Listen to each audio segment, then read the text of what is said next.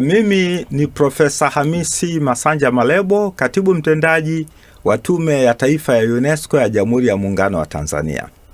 Hapa katika jukwaa la watu wa asili ambao ni mkutano mkubwa wa 25 unaofanyika hapa New York, Marekani, nimekuja kuelezea juhudi za serikali katika kuwahudumia Watanzania na pia kuonyesha namna ambavyo serikali imeboresha huduma mbalimbali zikiwepo huduma za afya. Asante sana Profesa. Tanzania ina mikakati gani kujumuisha watu wa asili katika huduma za afya kwa wote?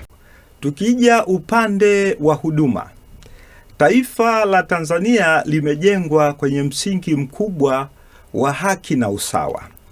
Kwa hiyo katika taifa la Tanzania, wananchi wake wote kulingana na katiba ya nchi ya mwaka 1977 wako sawa. Kwa hiyo serikali ya Jamhuri ya Muungano wa Tanzania imeweka mazingira sawa ya kupata huduma za afya.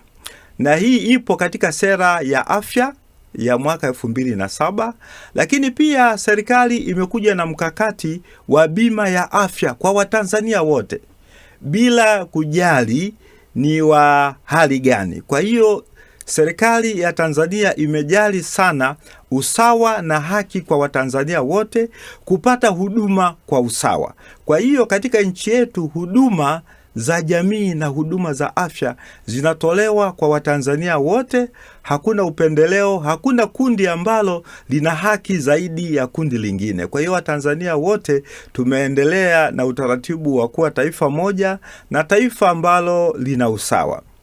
Na katika kuboresha huduma za afya, kwanza kabisa nipende kueleza juhudi kubwa zinazofanywa na Rais wa Tanzania Daktari Samia Suluhu Hassan. Amewekeza nguvu kubwa sana kwenye kujenga vituo vya afya, zahanati, hospitali za wilaya, hospitali za mikoa na hospitali pia za ngazi za juu. Kwa maana kwamba huduma za afya zimesogezwa karibu sana na wananchi nchi nzima.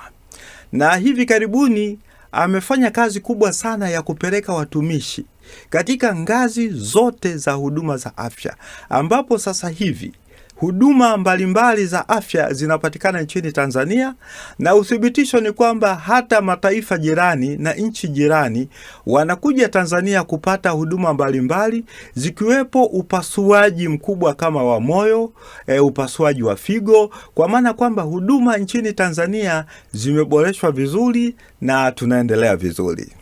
Asante sana Profesa.